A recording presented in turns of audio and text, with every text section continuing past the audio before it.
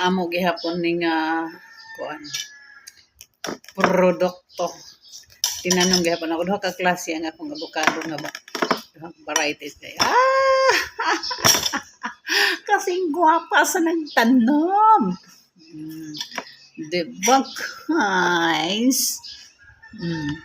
Unya, baga kayong unod.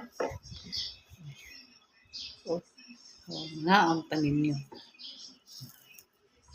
Nanaon siya pag kuan, di na siya kutsa-kutsara. Kay kinahanglan na to na. So, dili na ko mo gamit o asukar or gatason sa padiha. No na.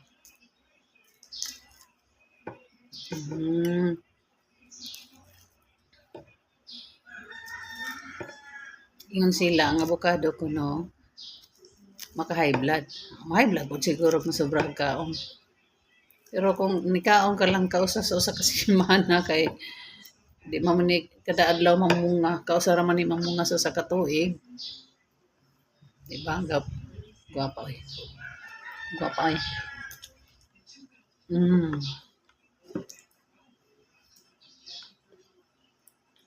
Pilit kayo.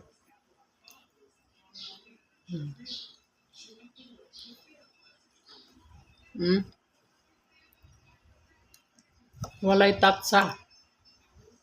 Ang usan ako ka abogado nga evergreen. Mura siya mani og porma. Mura botilya. Labo kayo. Pero bayad. Nakumpuwa nga avocado. Akong brown ba? Kaya. Natubang sa ko. Wa pa may ka-harvest. Guwang na tingali na pero wala pa may ni-action ka brown. Pilit guys.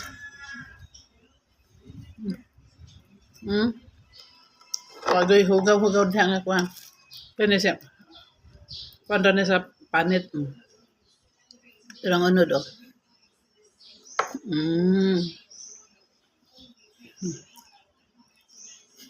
Sa mga naabot naman sa kong aping eh.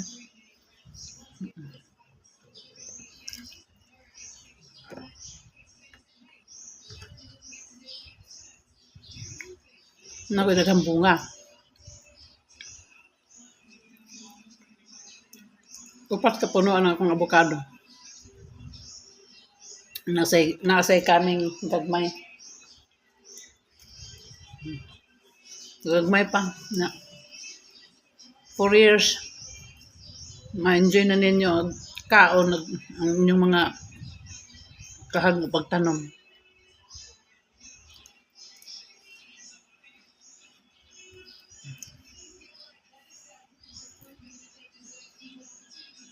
Nasa ko yung tanong ng murag hangkis o namuwat na.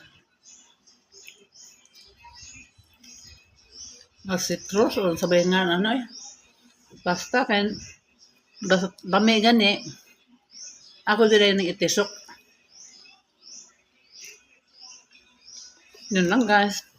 Bye-bye.